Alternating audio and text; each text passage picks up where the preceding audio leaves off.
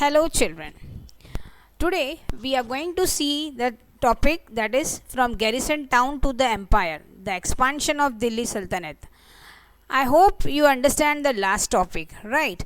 Last topic was finding out about Delhi Sultan, and we studied about the birthright and gender distinction. These were the key words of that lesson, and that was that topic. And we studied about the Tuareg, how their role of the Tuareg. Now, in this topic, we are going to study the garrison town. Now, what is garrison town and how the Sultan expanded their territories? We are going to see in this topic, and how the Delhi Sultan will created a Delhi Sultanate, how they rich. So it was earlier 13th century. The control of Delhi or Sultan is rarely went beyond heavily fortification town occupied by the garrison. Means in 13th century they are not that much, only whatever in that garrison they used to do the work. We are going to before we start this one the topic, you should know the keywords of many keywords in this topic. Okay, the first two important terms you have to understand or you have to remember, that is hinterland. Hinterland means the land adjacent to the city or a port that supply with the goods and services. So that means if suppose you are in your territory, there is a mountain or there is a port, you are going to capture that. Or that is a hinterland where you are going to supply, the goods are coming and going and demand was fulfilling from there. Okay, the services are going from there. So that is nothing but hinterland. Like if you are staying nearby the Godavari river, so that is a Godavari is a nothing but it's come in the hinterland, right? Then garrison, I think so we had studied in last year also this hinterland.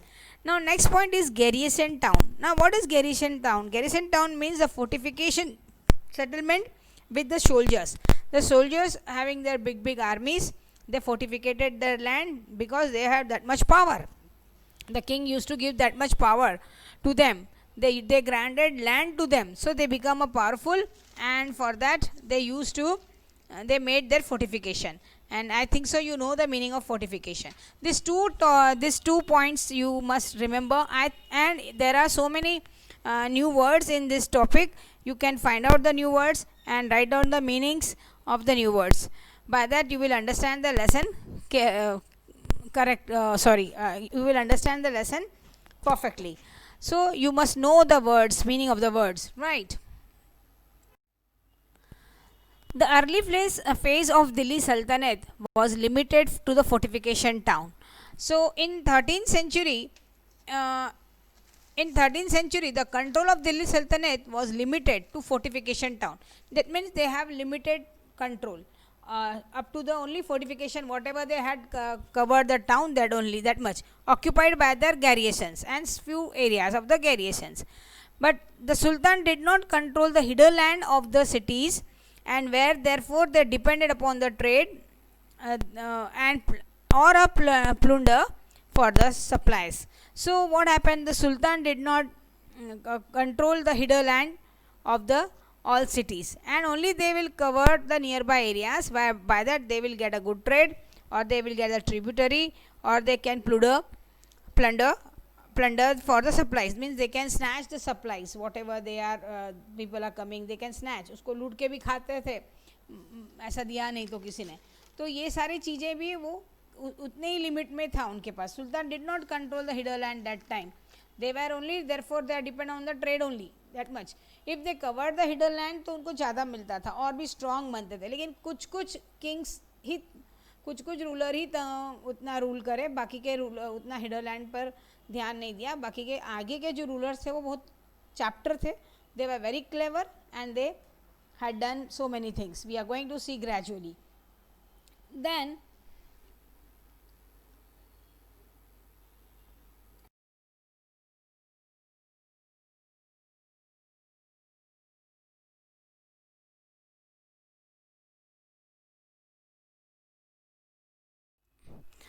now, why they not why they did not, the Delhi Sultan not expanded their frontier in the earlier phase of their rule. Now why they are unable to control all this garrison? There are some reasons. First thing, what, the control the garrison town in the distant region from Bengal to Sindh, from Delhi, it was very difficult. They have to arrange lot of things where there they require manpower, they require money, and there was always no rebellion. There is always there is a war between the people, those who are coming from Afghanistan. So that Mongols, they are invented. They used to they used to come from Pakistan, and the rebellion by the governors and place the big challenge in front of Delhi Sultan. So Delhi Sultan don't want to go in that side only. So they covered their own, only their area where they get only the trade, and they also get somewhat tributes, nothing more. So why there are some reasons why they don't want to go for, they expanded their frontiers.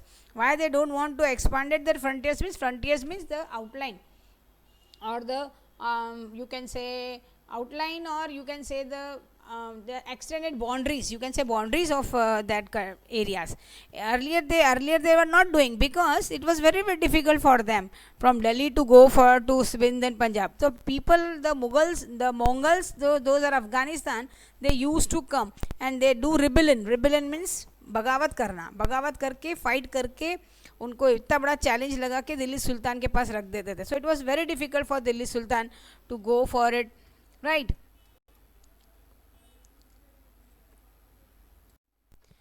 So number of the rebellions you can find that time. Number of the rebellion occur at that point of that time. The Sultan barely survived these challenges, because Sultan are not that much stronger to survive this one. They are barely survived these challenges because these people are very strong. The Afghanistan were very strong. The Mongols, those are coming from Afghanistan, they were strong. So it was very difficult for them to stop them. And there was frequently Sultan are weakness also in the Sultan, and the governors are rebellion frequently. They are they were fighting against this sultans. So Sultan were unable to catch the garrisons all together, and they don't want to, that is Delhi Sultanate was not possible. Now next is, now how this expansion of Delhi Sultanate takes place. At that time, before that 13th century, that Iltutmish, at that time it was not that much strong. But which kings makes this for strongness? Which king expanded their territories?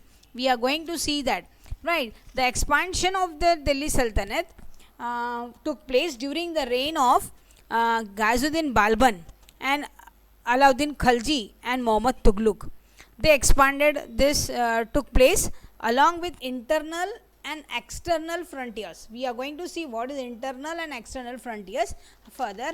Before that, I will like to talk you of on what the Balban or what is Ghazuddin Balban and Tughlaq, how they make their garrison stronger, how these people are. Even Tughlaq also was very strong enough in that way, how their administration, as he was a very strong administration person. And Alauddin Khalji, when I am talking about Alauddin Khalji, you definitely remember the film Padmavati or Padmavat. I will show you one clipping of Padmavat and in next video. By that you will understand. At the time of these people, they were very strong enough. They undertook the so many things. That means they want to extend their boundaries. By that they can control more or more part of the world, more part of the India, not a world, part of the India subcontinent. And he extended the area. Actually, I am talking about Tughlaq. He extended his area and his kingdom, extended area Sultanate, solid establishing peace and order in his kingdom, and he undertook the construction of constructive measures such as building canals, bridge, roads and means of communications. And it was a very strong step by Ghazuddin Tughlaq after that, and Balban also, and Alauddin Khalji also. We can find Alauddin Khalji was also very strong enough about his expansion, and his military campaign was up to in the Gujarat, and you can find he conquered the Gujarat territory, Ranthambore, Chittor, and present day as Rajasthan. And in the south, his campaign also was there. His campaign in the south. And gradually, small stories I will add about Alauddin Khilji and Muhammad Tughlaq, because they are created a lot of great history in India. We will see further. And the expansion took place especially in this period only, where the people like Alauddin Khilji and Muhammad Tughlaq were there. Before that, there is not expansion. There was only the some hidden land, only the people used to take the expenses, nothing else. Now we will see what is internal frontier. The aim of this internal frontier is consolidating the hidden land of the garrison town, and the aim is they want to attach the consolidating of the hidden land of the garrison town, where the soldiers also there and where the hidden land is there. Forest, before that they clear the forest of Ganga and Yamuna Doab, and the hunters and gatherers and pastoralists. Pastoralists means those who are keeping the animals, rearing the animals and all, where are expelled from their habitat. They are removed from there, they expelled from their habitat, means there from their work or from their this means from their land. And land was brought under the cultivation. And new fortress and towns were established.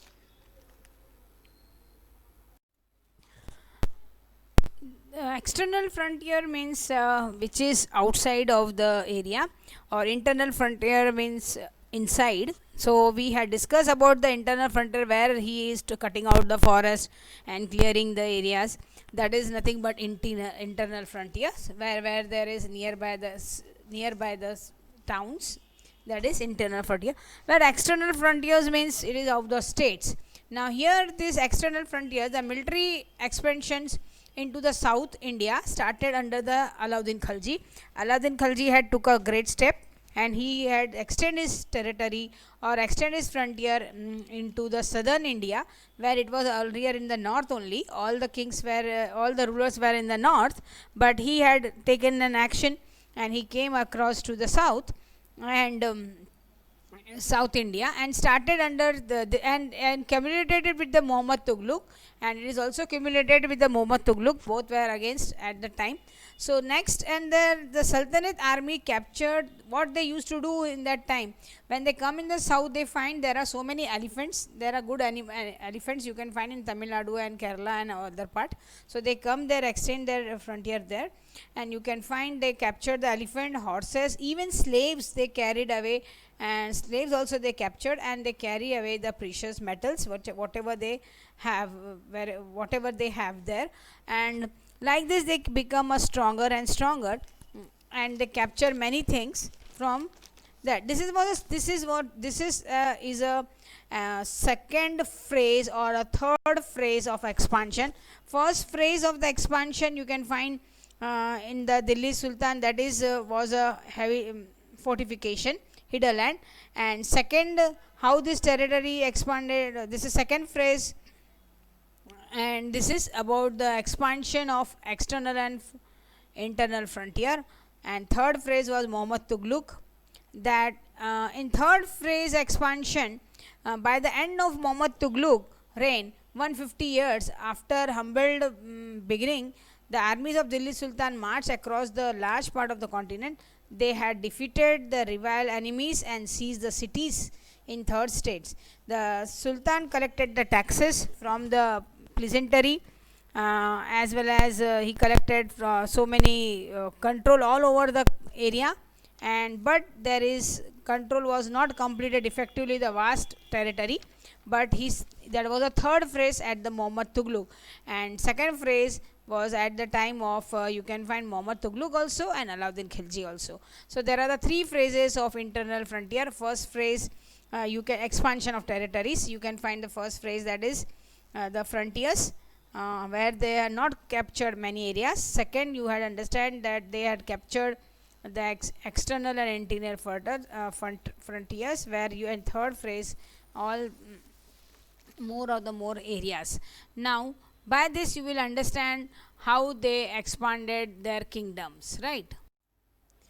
I told you about Alauddin Khilji. He expanded his territory in the south and he defeated the Yadavs of Devgiri, and also he attacked the Hoslas of south side Madurai, like, and there are the Pandyas in Malabar, in Mysore, and he also covered Madurai and Rameshwaram, and he plundered the wealth of the temples. Actually, Alauddin Khilji plundered the temples, all money and wealth, means wealth.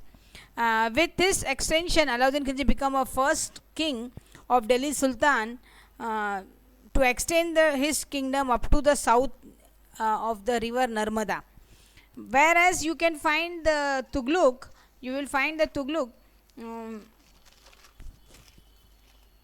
According to the one of the you can find a writer. This is Iba Bhutta. He used to say that Tughlaq was control Central Asia, but he was lot of wrong things happen in his life in that time, at the time, so he couldn't manage all these things. According to he at the time of Tughlaq there are so many disasters, so many soldiers and died during this expansion. So we will discuss afterwards about the Tughlaq, because there are so many things to discuss of these two sultans, because these two sultans make a very good history, and people used to give many times the example of Tughlaq, something wrong decision, they used to say what you are doing, like Tughlaq, like. So there are so many things. Now before that you have to understand the map. This is outline map of India, subcontinent, and you have to mark the places where Alauddin Khilji ruled and Muhammad Tughlaq ruled, and you have to compare both, right? These two things you have to do in your textbook, in your notebooks, and you have to submit your assignment to me as early as possible. Please, those who are not submitted assignments, please submit your assignments on time. By that will correct. If you're not understanding anything, please send emails. By that we can understand, make you understand any difficulties. I know history is very much difficult, you feel difficult, but the things are so good. If you want to be a rich to any hill, you have to be work for it. So please understand, and I hope you understand. If you not understand, I will repeat it with other way. Okay, thank you.